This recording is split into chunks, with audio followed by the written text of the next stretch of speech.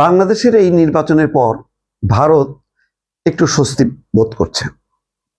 সেই কারণে আজকে ভারতে একটা ব্রিফিং হয়েছে গতকালকে।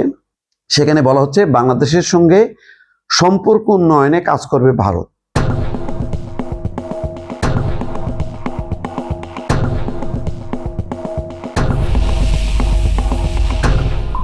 এবং তারা ইঙ্গিত দিছে ঢাকার সঙ্গে উষ্ণ সম্পর্ক গড়ে তুলতে চায় নয়াদিল্লি। বাংলাদেশের নতুন সরকারের সঙ্গে দ্বিপক্ষীয় সম্পর্কের সার্বিক উন্নয়নে কাজ করবে ভারত। দ্বিপক্ষীয় সম্পর্ককে ইতিবাচক করে তোলাই ভারতের লক্ষ্য।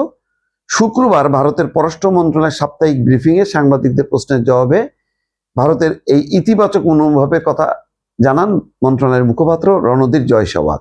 সম্পর্ক উন্নয়নের জন্য ভিসার কড়াকড়ি তুলে নেওয়ার ইঙ্গিত দিয়েছেন তিনি। ভিসা সহজ করার সিদ্ধান্ত সম্পর্ক উন্নয়নের প্রথম ধাপ কিনা এটা উত্তর সরাসরি না দিয়ে বলছে সে দেশে একটা নতুন সরকার এসছে, সম্পর্কের উন্নতিতে সব বিষয় নিয়ে নতুন সরকারের সঙ্গে আলোচনা করা হবে।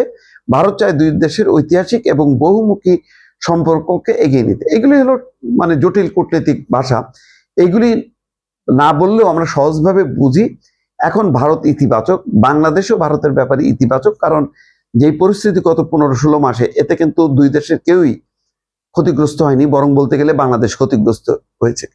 এক শ্রেণীর রাজনৈতিক মববাজরা তারা এমন একটা ধোয়া তুললো যে ভারতীয় আধিপত্যবাদের বিরুদ্ধে যুদ্ধ করতে হবে, এই সমস্ত কথাবার্তা বলে এক ধরনের অচল অবস্থা ভারতের সাথে সম্পর্কের ক্ষেত্রে।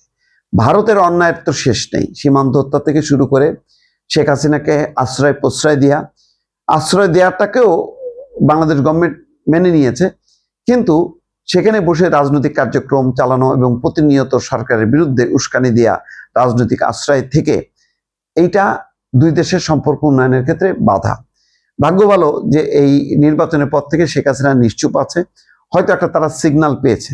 এবং ইতিমধ্যে বোঝাই যাচ্ছে যে ওই আওয়ামী লীগের বিভিন্ন ইউনিট কালকে দেখলাম যে ধানমন্ডিতে তারা কার্যালয়ের সামনে মহিলা যুবলীগ সম্ভবত বা মহিলা আওয়ামী লীগের পক্ষ থেকে তারা একটা ছোটখাটো উৎসব মতো করছে, পতাকা উড়ায়। তো ভালো, আরো অন্য জায়গায়ও হচ্ছে, কিন্তু সেইগুলো মানে যৌক্তিকভাবে আগাইতে হবে এবং এটার একটা সমাধান হইতে হবে। যে আওয়ামী লীগ যে অবস্থায় পালিয়ে গিয়েছিল বাংলাদেশ থেকে, সেই একই আওয়ামী লীগকে বাংলাদেশ চায় না, এটা সোজা কথা।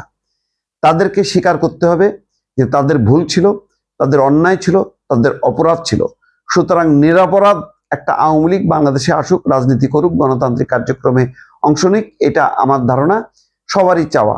বিএনপিরও এই ক্ষেত্রে বাধা নেই, কিন্তু ওই আওয়ামী লীগ যে আওয়ামী লীগ পালিয়ে গেল, সেই আওয়ামী লীগের প্রত্যাবর্তন এটা বাংলাদেশের কোনোভাবেই, যত যাই নমনীয় আচরণ করুক না কেন বিএনপি, এটা বিএনপিও মানবে না। আর ওই অবস্থায় যদি ফিরে আসতে চাই, এক্ষেত্রে আর একটা অশান্তি তৈরি হবে, আভ্যন্তরীণভাবে এটা রাজনৈতিক অসন্তোষ বাড়বে। জামাত, এনসিপি সহ অন্যান্য অনেকেই এটা মেনে নেবে না। তো এটাও একটা বিষয়, এটাও ব্যাপারে ভারতকে এখন হস্তক্ষেপ করার ব্যাপার আছে। আওয়ামী লীগকে সামলাইতে হবে ভারতকে, এটা বাংলাদেশের কেউ সামলাবে না। সুতরাং ওইটা একটা সামলানো, প্লাস হচ্ছে ইতিমধ্যে যে একটা অচল অবস্থা, বাণিজ্যিক অচল অবস্থা, ভিসার অচল অবস্থা, এইটা উন্নয়নের ক্ষেত্রে বা এই প্রতিবন্ধকতা দূর করার ক্ষেত্রে ভারতকে ইতিবাচক ভূমিকা রাখতে হবে। এবং মনে রাখতে হবে যে হাসিনা সরকারের সময় যে ধরনের দাসত্বমূলক কূটনৈতিক সম্পর্ক, সেই সম্পর্ক আর থাকবে না। এই সম্পর্ক থাকবে অবশ্যই মর্যাদার সাথে, সম্মানের সাথে। কোনো নতজানু পররাষ্ট্রনীতি ভারতের ক্ষেত্রে বাংলাদেশ আর মানে এই সম্পর্কে এগোবে না, এটা মোটামুটি পরিষ্কার। এটা মেনে নিয়ে ভারত যদি এগোতে চায়, তাহলে বিএনপির জন্য মানে এটা কোনো সমস্যা নেই। রাজনৈতিক সম্পর্ক উন্নয়নের ক্ষেত্রেও কোনো সম্পর্ক নেই, অন্যান্য যে সমস্ত চুক্তি আছে অ্যাজ ইট ইজ সেগুলি হয়তো চলতে থাকবে। শুধুমাত্র আদানি পাওয়ারের ব্যাপারে বাংলাদেশের বিদ্যুৎ খাত যে ধরনের একটা ভয়ঙ্কর পরিস্থিতির মধ্যে পড়ছে, এটার একটা ফয়সালা হইতে হবে, নতুবা এটা চলতে পারবে না। যাই হোক, মোট কথা হলো যে ভারত এখন ইতিবাচক মনোভাব দেখাচ্ছে। বাংলাদেশ ইতিমধ্যে দেখাচ্ছে শুধু না, বরং আগ বাড়ায় অনেক কিছু করলো। সেটা হলো নয়াদিল্লিতে ভারতীয় যে ভিসা, বাংলাদেশে যে ভিসা সেন্টার খুলে দেওয়া হয়েছে ভারতীয়দের জন্য, অর্থাৎ এখন ভারতীয়রা নয়াদিল্লি থেকে সহজেই তারা ভিসা পাবে। তো এটা বাংলাদেশ এই ক্ষেত্রে আগায় গেছে।